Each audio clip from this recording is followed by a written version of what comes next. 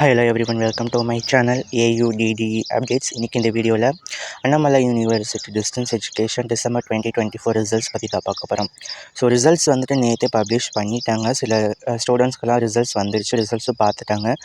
Almost எல்லா ஸ்டூடெண்ட்ஸ்க்கும் எல்லா சப்ஜெக்ட்ஸ்லேயும் pass தான் போட்டிருக்காங்க. ஸோ ஃபெயில் வந்துட்டு கம்மி பேர் தான் பண்ணியிருக்காங்க.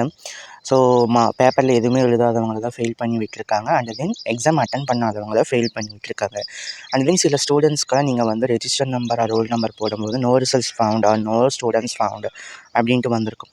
இது எதனாலன்னு பார்த்தோன்னா, அண்ணாமலை யூனிவர்சிட்டி சர்வரே வந்துட்டு டவுனாக இருக்குது, ஹோஸ்ட் வந்துட்டு எரர். ஸோ அந்த இஷ்யூ வந்துட்டு நேற்றுலேருந்தே இருக்குது. ஸோ அது இன்றைக்கி ஈவினிங்குள்ளே வந்துட்டு ரிசால்வ் பண்ணி, ஸோ வெப்சைட் வந்துட்டு ஸ்டேபிளாக இருந்துச்சுன்னா இன்றைக்குள்ள நமக்கு ரிசல்ட் வந்துடும். ஸோ அதனால தான் நமக்கு வந்துட்டு அந்த மாதிரி காமிச்சிட்ருக்கு. ஸோ இன்றைக்கி ஈவினிங்குள்ளே ரிசல்ட்ஸ் வந்துட்டு எல்லாத்துக்குமே வெப்சைட்டில் வந்து ஷோ ஆகும். ஸோ ட்ரை பண்ணிகிட்டே இருங்க. தேங்க்யூ.